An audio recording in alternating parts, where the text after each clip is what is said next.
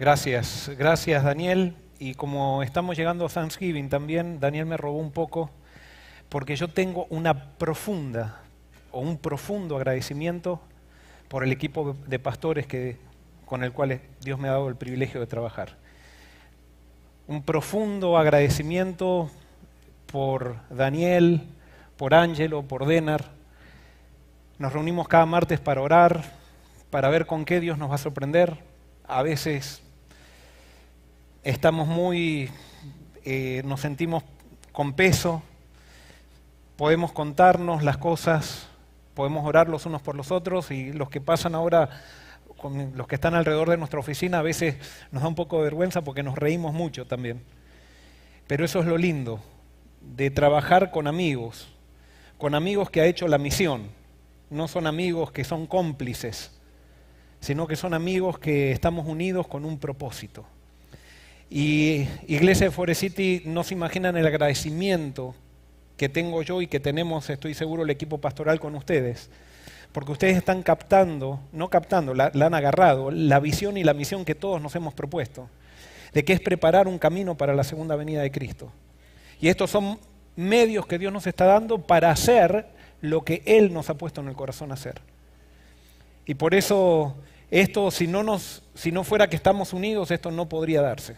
Es por la unidad que se está dando en la iglesia, de querer levantar a Cristo, de querer cumplir con la misión, y que la iglesia sea algo más que un centro de programas, sino que sea un centro donde se predique el Evangelio de Cristo para que Cristo venga pronto. De paso, la radio va a servir, eso en un principio cuando charlábamos del origen de la radio, decíamos, hay mucha gente después de la pandemia que ya no ha venido más a la iglesia por cuestiones físicas, no porque no quiera venir, y que están conectados con nosotros por internet, los pocos programas que hacemos. Sin embargo, ahora van a poder estar conectados con Forest City en su casa 24 horas al día, si es que quieren. Esto es un beneficio también para la gente de Forest City que no puede venir a la iglesia. Y por eso, en la medida que vayamos creciendo, que vayan acercándose voluntarios, vaya creciendo el personal, vamos a ir haciendo de esta radio también una cosa que no solamente ayude para predicar el Evangelio, sino que nos mantenga unidos también como iglesia de Forest City aquí en Orlando. Los invito a abrir las Biblias en Lucas capítulo 2. Versículos 41 en adelante. Dice así: iban sus padres todos los años a Jerusalén en la fiesta de la Pascua. Cuando tuvo 12 años, subieron a Jerusalén conforme a la costumbre de la fiesta. Al regresar ellos, acabada la fiesta, se quedó el niño Jesús en Jerusalén sin que lo supieran José y su madre. Pensando que estaba entre la compañía, anduvieron durante un día y lo buscaban entre los parientes y los conocidos. Pero como no lo hallaron, volvieron a Jerusalén buscándolo. Aconteció que 3 días después lo hallaron en el templo, sentado en medio de los doctores de la ley, oyéndolos y preguntándoles. Y todos los que lo oían se maravillaban de su inteligencia y de sus respuestas. Cuando lo vieron, se sorprendieron. Su madre le dijo: hijo, ¿por qué nos has hecho esto? Tu padre y yo te hemos buscado con angustia. Entonces él les dijo: ¿por qué me buscabais? ¿No sabíais que en los negocios de mi padre me es necesario estar? Pero ellos no entendieron lo que les dijo. Descendió con ellos y volvió a Nazaret, y les estaba sujeto. Su madre guardaba todas estas cosas en su corazón. Aquí tenemos a José María y a Jesús. Pero vamos a analizar específicamente la situación que estaban viviendo José y María. José y María tenían el mismo problema que nosotros podemos tener. Ellos subieron al templo, subieron a la fiesta de la Pascua. Era una fiesta, un evento donde todo israelita subía y donde se pedía que todo hombre israelita esté allí, en las 3 fiestas anuales que se hacía en Israel. Perdón. Pero también las mujeres que deseaban acompañarlos también iban o podían ir. Y allí estaba María como fiel acompañante de su esposo también. Ella no quería perderse esta situación. No se le permitía ir a los chicos hasta los 12 años. Y cuando llegaban los 12 años era la primera oportunidad que tenían los niños de ir. Y esta era la primera oportunidad con la cual José y María subieron con Jesús.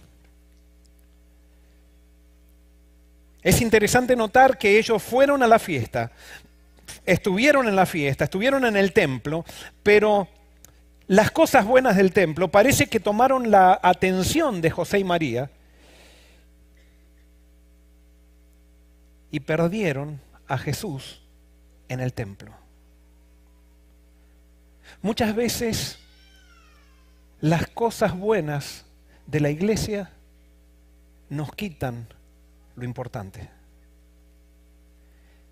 Y muchas veces nosotros podemos perder a Jesús en el templo, así como José y María perdieron a Jesús en el templo. Ellos estaban haciendo lo que había que hacer, estaban con los amigos, estaban con la gente que adoraba, estaban con el ritual, pero sin embargo perdieron a Jesús en el templo. Y nos dice que ellos suponían que Jesús venía con la compañía. O sea, cuando terminó la fiesta, en realidad la fiesta tenía dos partes. La primera parte podían volver la gente y hay una segunda parte que se quedaba la gente después de unos días. Y parece que en el plan de Jesús era quedarse todos los días, pero en el plan de José y María, quizás porque volvían los amigos también antes y ellos querían volver con los amigos, quizás porque tenían que atender algún negocio en la carpintería en Nazaret, no sabemos cuál es la razón, pero ellos decidieron volver. Y cuando ellos decidieron volver, suponían que Jesús iba con ellos. Suponían que Jesús estaba en la compañía. Y quiero decirte algo, si Jesús no está al lado tuyo, Jesús no está. Si Jesús no está contigo es porque Jesús no está. Jesús no está en la compañía. Jesús no está con los parientes. Jesús no está en la historia. Jesús está en tu presente y si no está, lo perdiste. Y si no está, lo dejaste en algún lado. Y vuelvo a repetir, muchas veces las cosas buenas nos quitan las cosas importantes. O muchas veces las cosas buenas nos quitan la cosa importante. Porque hay una sola cosa importante en el templo y esa cosa es Jesús.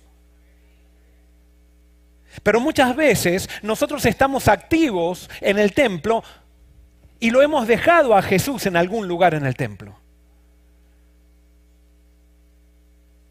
¿Dónde está Jesús para ti? ¿Lo vienes a buscar al templo? Bueno, si lo vienes a buscar al templo, ojalá que te vayas hoy con él de aquí. Pero quiero decirte que tú tienes que venir con Jesús al templo. Porque si Jesús no está contigo todos los días, no está. No, yo supongo que Jesús está porque en Forest City se predica a Jesús. No. Si no está todos los días Jesús contigo, no está. No supongas nada. No supongas que Jesús va en la compañía, porque si Jesús no está contigo, no está. Si Jesús no está cada día contigo en tus decisiones, Jesús no está. Ah, no, pero yo estoy muy activo en la iglesia. Estoy haciendo este programa, estoy haciendo esta cosa, ¿Y Jesús está contigo todos los días? Ah, no, pero estamos... ¿Cuántas personas han hecho de las actividades de la iglesia su Cristo? Y muchas veces estamos activos en la iglesia, pero Jesús está perdido. Así como José y María. Recién decíamos qué hermoso que es cantar todos juntos, cantar todos a Dios. Vibrar con la adoración. No porque la música es linda, sino porque tenemos a Dios en el corazón y tenemos que darle alabanza. Y cuando estamos todos con ese mismo sentir, se siente la presencia de Dios. Pero ¿saben qué? Qué lindo sería que todos los miembros de Forest City, todos los días en sus casas, tengamos un encuentro con Jesús.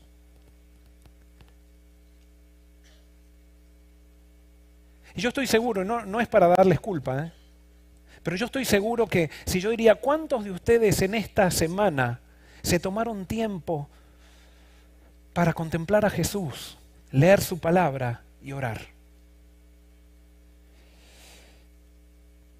Y estoy seguro que quizás no, pero quizás si somos un promedio como todas las iglesias cristianas, la mayoría quizás venimos aquí a alimentarnos de lo que nos dan aquí, pero nos dejamos a Jesús, nos olvidamos de Jesús en el templo y volvemos a nuestras casas sin Jesús y suponemos que Jesús está con nosotros porque vinimos al templo con Él, pero nos fuimos sin Él de aquí porque no tomamos ninguna decisión. La religión verdadera no es venir a la iglesia y estar activo. La religión verdadera no se trata de teología. La religión verdadera se trata de una experiencia, de una relación diaria con Cristo. Donde todos los días vivo para Él. Donde todos los días reconozco, como recién cantábamos, que es todo por Él. Donde no dejo que las cosas buenas me quiten lo importante. Porque puedo estar en la obra de Dios sin estar con el Dios de la obra. Puedo estar trabajando para el Dios de la obra o pretendiendo trabajar para el Dios de la obra sin darme cuenta que la obra de Dios se transformó en mi Dios. No podemos reemplazar a Jesús con las cosas buenas. Jesús es lo importante y no puede ser por nada reemplazado. Y si tú quieres tener en tu vida plenitud, no se trata de venir a una iglesia. No se trata de estar activo, no se trata de tener tener un poco de fuego espiritual. Se trata de vivir con Cristo y para Cristo.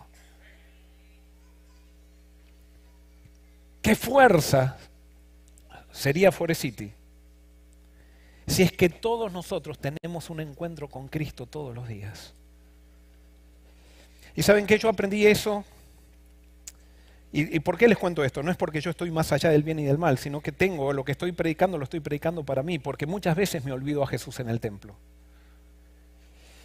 Pero yo había aprendido, yo creo que lo conté esto una vez, yo había aprendido que para hacer un hábito se necesitaba repetir una cosa 27 veces, 21 veces.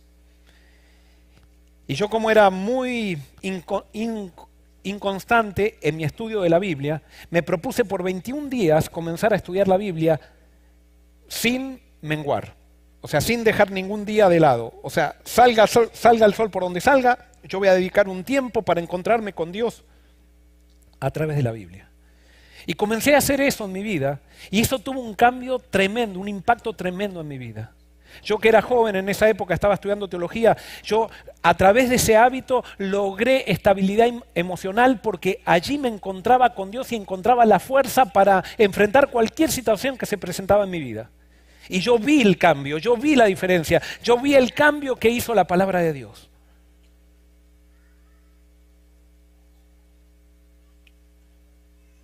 Pero ¿qué pasó?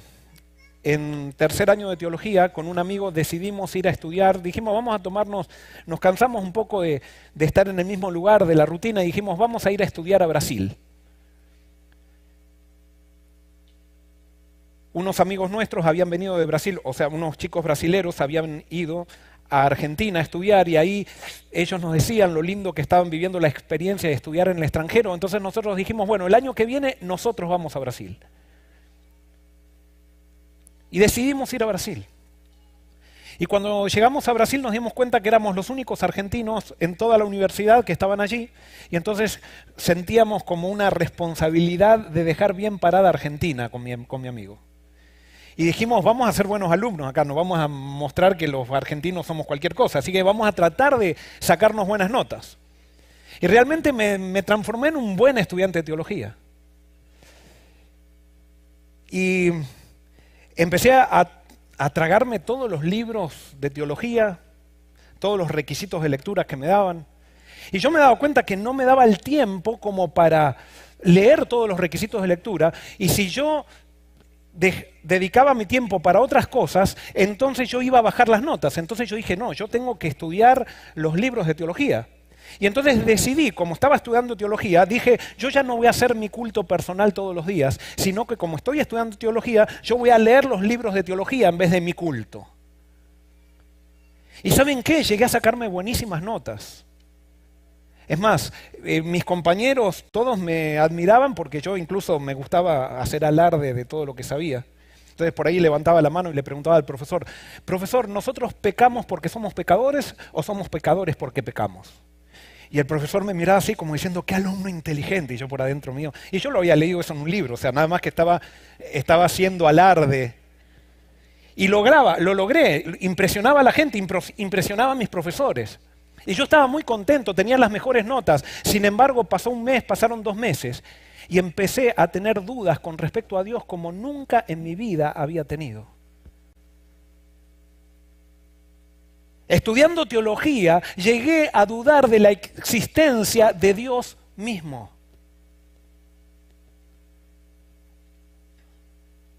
Porque no se trata de teología, no se trata de saber doctrina, se trata de una experiencia diaria que tenemos que tener con Cristo.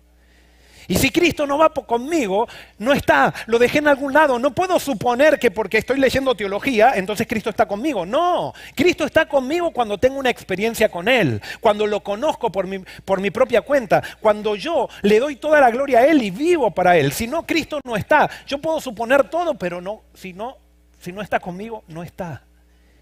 Si Cristo no está contigo, no está.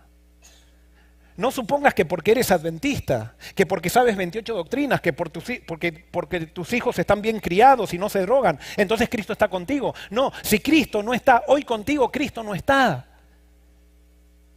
Y si Cristo no está, a pesar de que hables de Él, puedes transformarte en el más grande ateo. Y cuando nos transformamos en ateos religiosos, muchas veces suplantamos a Cristo por el sistema que habla de Cristo. Y hacemos del sistema que habla de Cristo nuestro Dios.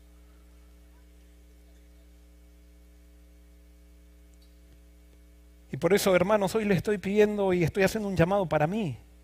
Yo quiero volver a Cristo. A veces la presión del trabajo aquí también a mí, y yo sé que eso le pasa a los pastores también, la presión del trabajo, decimos no tenemos tiempo. No, si Cristo no está conmigo hoy, no está. No se trata de predicar, no se trata de hablar lindo, se trata de tener una experiencia con Cristo todos los días. Se trata de absorber de Él para poder reflejarlo. Y si no reflejo a Cristo, hay algo que me falta. Si no puedo solucionar mis problemas de relación, porque tengo rencores, porque tengo odio, entonces Cristo no está, lo dejé en el templo. Porque la verdadera religión no se manifiesta en teología fría, la verdadera religión se manifiesta en relaciones amorosas. Y si Cristo está en mi vida, mis relaciones están permeadas por el amor. Eso es el mensaje del Nuevo Testamento especialmente, y es el mensaje de Jesús. Pero allí están desesperados ahora José y María buscando a Jesús. Estuvieron un día sin darse cuenta que Jesús no estaba con ellos. ¿Cuándo se dieron cuenta que Jesús no estaba con ellos? Cuando hicieron un alto. Porque hicieron un alto, iban charlando, iban con los amigos, hicieron un alto para pasar la noche y ahí prendieron la fogata, pero resulta que ahora no estaba Jesús que buscaba siempre la leña. Ahora no estaba Jesús que siempre era el que estaba allí para buscar el agua. ¿Dónde está Jesús? Y ahí tuvieron que volver atrás y se dieron cuenta que Jesús posiblemente esté en Jerusalén porque era el último lugar donde lo habían visto. Pero José no estaba contigo, yo pensaba que estaba contigo. María, yo pensaba que estaba contigo, y empezaron a recriminarse, porque cuando no está Jesús en el medio, empezamos a echarnos culpas, empezamos a recriminarnos, comienzan las tensiones. ¿Y sabes qué? Si no estás con Jesús, es necesario que vuelvas a buscarlo al lugar donde lo dejaste. Y ellos volvieron a Jerusalén. Pero estuvieron un día sin Jesús y 2 días les costó recuperarlo. Ahora, ¿qué estaba haciendo Jesús? ¿Qué estaba haciendo Jesús? ¿Dónde se quedó Jesús? Jesús se quedó haciendo aquello que se habían propuesto hacer, o haciendo aquello para cual... Perdón, a ver si puedo decirlo bien gramaticalmente. Jesús estaba haciendo aquello por la cual la Pascua se había instaurado. Jesús estaba tratando de descubrir el simbolismo de la Pascua, estaba tratando de descubrir el significado de su misión. Jesús fue al templo para descubrir y recibir la palabra de Dios, para entender aquello que no entendía. Él no fue simplemente a participar en actividades, Él fue al templo para crecer. Y si tú vas al templo, si tú vienes al templo para crecer, entonces vas a estar con Cristo y te vas a ir con Él. Pero ¿saben qué? La iglesia puede ser muchas veces un lugar de entretenimiento espiritual, donde venimos, nos entretenemos, hacemos programas, hablamos de la presión, hablamos de la diabetes, hablamos de cómo cocinar comida vegetariana, hacemos programas de conquistadores, programas de aventureros, estamos todos contentos, entretenidos espiritualmente, pero sin crecer en Cristo. Y la iglesia no es para entretenernos, es para crecer. La iglesia no es simplemente para crecer, es para crecer en una proyección de misión. Y Jesús fue al templo para entender qué era lo que Dios le estaba mostrando para compartir la misión que su Padre le había dado. Y allí estaba Jesús. Fíjense lo que dice esta cita del deseado de todas las gentes. Por primera vez el niño Jesús miraba al templo, contemplaba la sangrante víctima, sobre el altar del sacrificio. Día tras día veía más claramente su significado. Todo acto parecía ligado con su propia vida. Se despertaban nuevos impulsos en él. Silencioso y absorto, parecía estar estudiando un gran problema. El misterio de su misión se estaba revelando al Salvador. ¿El misterio de qué? De su misión se estaba revelando al Salvador. Y acá viene algo que es grandioso. Jesús estaba aprendiendo acerca de sí mismo, quién era y el propósito que tenía. Y esto es algo increíble. Jesús tuvo que aprender como tú y yo tenemos que aprender cuál es nuestra misión. Jesús tuvo que aprender cuál es su misión. Dios a todos nos da una misión, pero solamente va a saber su misión aquel que la quiere saber. ¿Y sabes cuál es el problema del mundo en esta época? ¿Por qué hay tantos psicólogos y los psicólogos tienen tanto trabajo? Porque las personas hemos perdido el sentido de la vida, hemos perdido el propósito, vivimos sin propósito. Es el propósito que nos da estabilidad. Agarren una persona deprimida y una persona deprimida lo que perdió fue el propósito. Agarren un niño rebelde y el niño rebelde lo que perdió fue el propósito. Agarren una iglesia que se está muriendo y ¿qué fue lo que perdió la iglesia? El propósito. El propósito es lo que realmente le da un sentido a nuestra vida y es que nos da la razón de vivir. Y por eso Jesús fue a descubrir su propósito, así como tú y yo tenemos que descubrir nuestro propósito. Ahora, lo maravilloso de esto era que Jesús no sabía. Él no tenía ciencia en sí mismo, en el verbo, para decir, yo soy el Hijo de Dios. No, él tuvo que aprender. Hebreos dice que Jesús tuvo que aprender obediencia. Después por las tentaciones nos damos cuenta que él tuvo que aprender por la fe que él era el Hijo de Dios. Él no sabía que era el Hijo de Dios porque se acordaba de cuando él estaba en la gloria con el Padre. Y eso lo hemos predicado ya en el pasado. Él por la fe, tenía que creer que era el Hijo de Dios. Y por medio de lo que él recibía y absorbía, por medio de la providencia, por medio de la naturaleza, él iba descubriendo quién era él. Y el Espíritu Santo le iba dando la convicción de su misión, de su llamado. Y ahora le iba mostrando a través de los símbolos cuál era su misión. Y allí él estaba queriendo aprender de qué se trataba su misión. Y cuando José y María se fueron, que recuerden que Jesús estuvo 3 días sin José y María, en algún lugar se tuvo que quedar. ¿Y dónde se quedó? Había una pequeña escuela en el templo donde iban las personas que querían aprender más y allí se sentaban a los pies de los sabios, que serían como los teólogos, y entonces allí le hacían preguntas a ellos para aprender. Y Jesús se fue allí.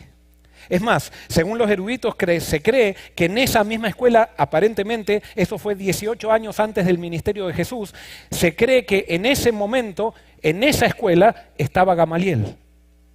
Posiblemente ya estaba Nicodemo también y posiblemente ya estaba José de Arimatea, jovencitos, pero ya estaban ellos como maestros allí. Y Jesús fue allí y ahí nos encontramos a Jesús y los sabios, que fue donde lo encontraron José y María. Dice que ellos se admiraban de las preguntas de Jesús, de la inteligencia de Jesús. El deseado de toda la gente nos dice lo siguiente: Jesús se presentó como quien tiene sed del conocimiento de Dios. Sus preguntas sugerían verdades profundas que habían quedado oscurecidas desde hacía mucho tiempo y que sin embargo eran vitales para la salvación de las almas. Al paso que cada pregunta revelaba cuán estrecha y superficial era la sabiduría de los sabios, les presentaba una lección divina y hacía ver la verdad desde un nuevo punto de vista. Dice que Jesús, este niño, les hacía ver a los sabios la verdad desde un nuevo punto de vista. Les hago una pregunta: ¿desde qué punto de vista Jesús les estaba haciendo ver la verdad a los sabios? ¿Cuál era el punto de vista de Jesús? ¿Cómo? Sí, pero los sabios también, ellos hacían teología. Teología quiere decir el estudio de Dios. ¿Cuál era el nuevo punto de vista que traía Jesús? Gracias, Ana María. Jesús les presentó un nuevo punto de vista, el punto de vista del amor de Dios. Y alguien puede decir: ¿y cómo sabes eso, Joel? Porque si ustedes analizan después toda la enseñanza de Jesús en su ministerio, era para mostrar que el Padre es bueno. Y no que el Padre es malo. ¿Por qué? Porque los sabios y los teólogos enseñaban que el Padre era bueno, pero que cuando se le acababa la paciencia, era castigador.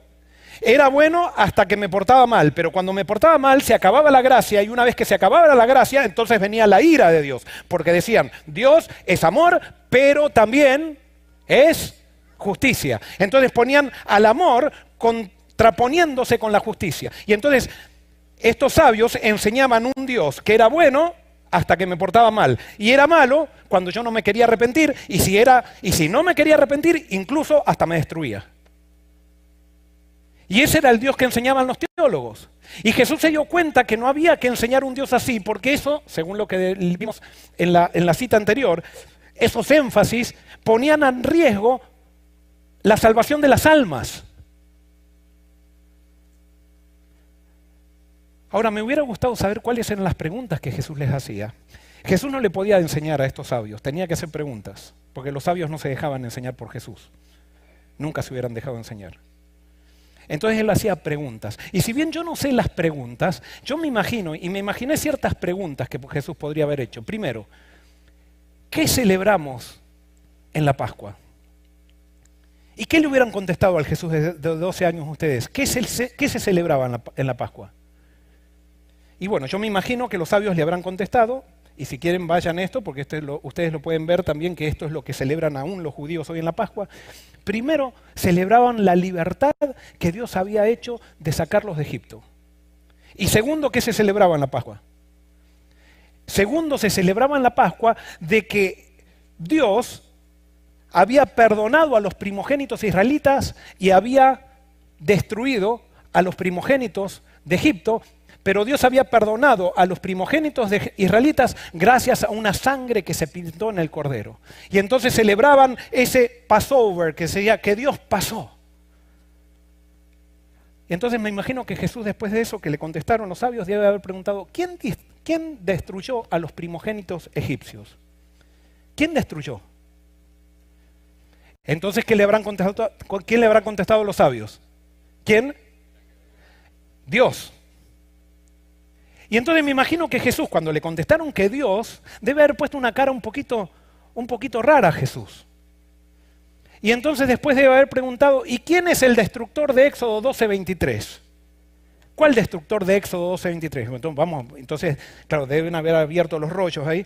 Entonces vamos a Éxodo, y si quieren lean ahí en la Biblia, ustedes busquen en sus Biblias, Éxodo 12:23. Dice: pues Jehová pasará hiriendo a los egipcios cuando vea la sangre en el dintel y en los postes. Entonces los sabios habrán hecho un alto y deben haber dicho: ¿te das cuenta? ¿Quién va a herir? ¿Quién fue el que pasó hiriendo? Jehová. Pero después dice, fíjense cómo sigue diciendo, entonces Jesús le debe haber dicho, a ver, lea la última parte del versículo. Pasará Jehová de largo por aquella puerta y no dejará entrar al heridor en vuestras casas para herir. Dice que Dios en las casas donde esté la sangre, no dejará entrar al destructor para herir. Y entonces Jesús habrá preguntado, ¿y quién es el destructor en la Biblia, en la Torá? ¿Y qué deben haber respondido los sabios? Los sabios deben haber dicho, y Satanás. Y entonces, ¿por qué acá en este versículo Jesús habrá preguntado? Aparece como que Jehová aparece hiriendo, pero después dice que Jehová protege del heridor a los israelitas. Y entonces los sabios deben haberse quedado un poquito confundidos. Y entonces ahora Jesús les debe haber hecho otra pregunta. ¿Quién arruinó a Job materialmente y físicamente? ¿Qué le habrán contestado los sabios? ¿Qué le habrán contestado? De acuerdo a lo que sabían por Job, el libro de Job deben haber dicho Satanás. Muy bien, entonces Jesús, cuando ellos contestaron Satanás, Jesús les debe haber preguntado ¿por qué Job 2:1-3 dice que Jehová arruinó a Job? Fíjense, vamos a leer Job,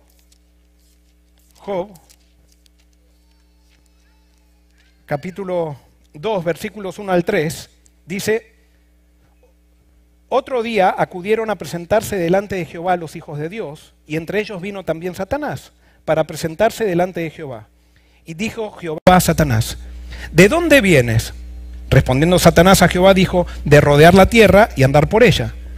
Jehová dijo a Satanás, ¿no te has fijado en mi siervo Job? ¿No hay otro como él en la tierra, varón perfecto y recto, temeroso de Dios y apartado del mal? Todavía mantiene su integridad, a pesar que tú me incitaste contra él para que lo arruinara sin causa. Entonces, de acuerdo a este versículo, ¿quién arruinó a Job? Dios. Pero, claro, Jesús le debe haber dicho, de acuerdo a este versículo, dice que Jehová arruinó a Job. Y los sabios debieron haber dicho, bueno, sí, ese versículo lo dice así. Pero en realidad nosotros por el contexto sabemos que fue Satanás que arruinó a Job, porque en la Torá muchas veces se le atribuye a Dios lo que permite. Entonces ahora Jesús debe haber dicho, ¿y no será que en Éxodo también a Jehová se le atribuye lo que permite? Cuando en Éxodo dice que hay un destructor, que Dios nos salvó a los israelitas del destructor que mataba a los primogénitos. Entonces los sabios comienzan a ver las cosas desde otro punto de vista, donde Dios no es destructor, sino que Dios siempre tiene una actitud de salvación y de amor. El que destruye a Satanás. Y entonces después Jesús debe haber preguntado, ¿quién arruinó a Egipto? Según Salmos 78, versículos 43 en adelante. Y ellos deben haber dicho, no, Dios mandó las plagas de Egipto.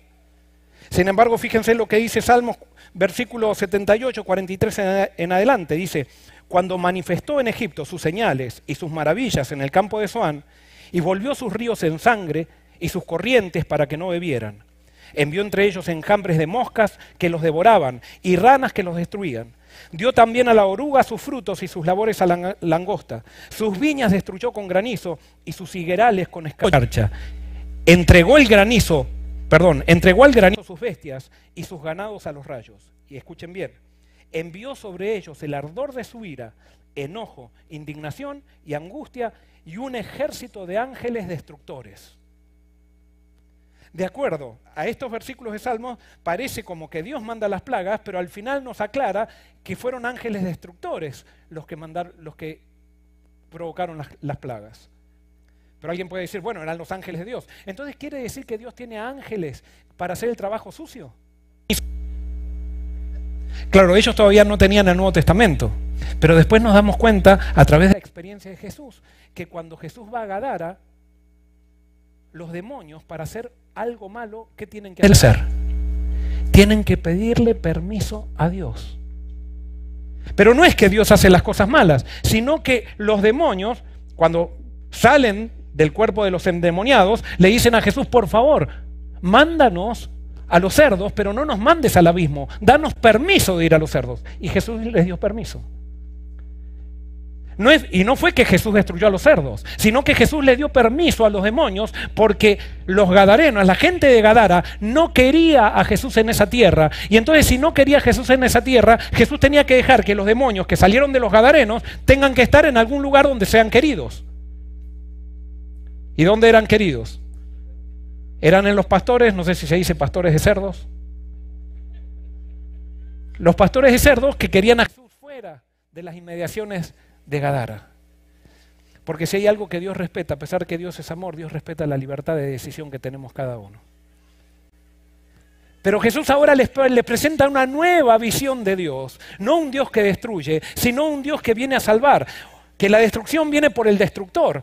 Pero muchas veces en la Biblia se le atribuye a Dios las obras del destructor por el hecho de que no había una revelación tan amplia. Con la humildad de un niño, Jesús repitió las palabras de la Escritura, dándoles una profundidad de significado que los sabios no habían concebido. De haber seguido los trazos de la verdad que él señalaba, habrían realizado una reforma en la religión de su tiempo. Se habría despertado un profundo interés en las cosas espirituales. Y al iniciar Jesús su ministerio, muchos habrían estado preparados para recibirle. Jesús le presentó esto a los sabios. Sin embargo, los sabios dijeron, ¿quién va a ser este niño, hijo de unos carpinteros que nadie conoce, que nos va a enseñar a nosotros? Sí, estamos admirados de su palabra, pero nosotros tenemos el estudio y la formación. Y por lo tanto no pudieron recibir la revelación de un Dios de amor que Jesús venía a mostrar y a dar. Y eso de alguna manera perjudicó que más personas acepten el mensaje de Jesús cuando Él comenzara su ministerio. Porque ¿saben qué? Si los líderes nos ponemos de acuerdo en levantar a Cristo, preparamos camino. Los líderes del pueblo de Dios no somos más importantes que otros, pero somos importantes en la ecuación. No podemos dejar a Jesús en el templo. No podemos dejar a Jesús en la teología, como lo hicieron José y María. Tenemos que estar con Jesús. Y tenemos que ver a quién Jesús revela. Tenemos que ver los énfasis que Jesús da a la Biblia. Y ver la Biblia de acuerdo a los énfasis y a la visión que Jesús mostraba, que los sabios no quisieron aprender. Jesús estudió los ritos. En ese momento, no voy a detenerme en esto porque ya se nos ha ido el tiempo. Pero me imagino que Jesús habrá preguntado, ¿quién destruye al pecador? Y entonces los sabios deben haber dicho, Dios, con su ira. Y entonces Jesús les debe haber dicho, y cuando vamos al santuario, ¿quién es el que mata al cordero? Y entonces los sabios le deben haber dicho, el israelita. Pero entonces si en el símbolo somos nosotros los que matamos al cordero por nuestro pecado, quiere decir que Dios no destruye al pecador por su pecado, sino lo que hace el pecado es que los pecadores mismos nos destruimos con el pecado. Es el pecado que paga con muerte. Jesús vino a enseñar que Dios no viene a condenar, sino que viene a salvar. Y eso les costó tanto entender a los sabios de esa época, porque no querían aceptar el Dios que venía a revelar el hijo de un humilde carpintero. Cuando se encontraron José y María con Jesús, María hizo lo que siempre hacemos cuando nos sentimos culpables. Nosotros muchas veces perdemos a Jesús y cuando tenemos problemas le decimos a Dios, ¿por qué nos has hecho esto? Pero si vos te fuiste. Estás lleno de problemas y decís, Dios, ¿por qué me mandaste esta vida? Dejaste a Dios en el templo, dejaste a Jesús en el templo. No estás caminando con Jesús, por eso tu vida está así. No, es que yo ya probé, no, tú probaste con la iglesia, no probaste con Jesús. Yo ya vine 20 años a la iglesia y encontré que estaba llena de hipócritas. No, sí, es verdad, la iglesia está llena de hipócritas, te lo aseguro. Pero no probaste con Jesús. Es que justamente Jesús te llama a ti a ser transformador de hipócritas. Pero si tú no quieres estar con Jesús, entonces eres un hipócrita más, fuera de la iglesia, otros dentro, pero eres lo mismo. Acá no se trata de iglesia o no iglesia, no se trata de hipócritas o no hipócritas, se trata de para quién vivimos. Y si vives para Jesús, tú haces una diferencia. Y por lo tanto, asume la responsabilidad y no le digas a Jesús, ¿por qué nos has hecho esto? No, Jesús no te hizo nada, tú te fuiste y lo dejaste en el templo. Prueba con Jesús. ¿Cómo? Algo práctico quiero, Joel, algo práctico. Decime algo práctico. Bueno, te propongo, comienza todos los días, dale un momento a Jesús, el mejor momento de tu vida, de tu día. Comienza con Jesús tu día y hazlo constantemente y vas a ver que Jesús está contigo y te da la fuerza para superar cualquier situación. Vas a ver que las bendiciones de Jesús van a estar contigo. No es que Jesús te va a dar un camino de rosa, sino que lo que Jesús te va a dar, que es más que las rosas, es su eterna compañía. De eso se trata. Aunque ande por valle de sombra de muerte, no temeré mal alguno porque tú estás conmigo. Mi seguridad no es por el camino que voy, sino mi seguridad eres tú. Y hoy yo te invito para que hagas de Jesús tu seguridad. ¿Por qué nos has hecho esto? Mamá, le dice Jesús, ¿no sabías que en los negocios de mi padre me era necesario estar? Y dice la Biblia que José y María no entendieron. Es que ellos tampoco entendían, José y María, cuáles eran los negocios del Padre de Jesús. Y los negocios del Padre de Jesús no era bautizar gente. Los negocios del Padre de Jesús no era estar activo en el templo. Los negocios del Padre de Jesús era revelarse con un amor incondicional a todo un mundo pecador. Y por eso, si bien María y José no entendieron, posiblemente después de 18 años o 20 años, estaba María frente a la cruz. Estaba allí besando los pies sangrantes de su hijo. Y posiblemente María le puede haber preguntado a Jesús, Jesús, ¿por qué nos has hecho esto? Y Jesús, sufriente, la habrá visto a María y le habrá dicho, mamá, te hago esto por amor. Vengo a representar el negocio de mi Padre, que es mostrarte de que tú no necesitas hacer ningún sacrificio para ser aceptado. Lo único que necesitas es aceptar el sacrificio de amor que Dios ha hecho por ti. Ese es el Dios de la Biblia. Ese es el Dios que vino a mostrarnos Jesús. Y ese es el énfasis que traerá salvación a las almas. El amor de Dios. Jesús es amor. Dios, el Padre, es amor. Y si nosotros aceptamos esa premisa, también comenzaremos a amar. Que Dios te bendiga.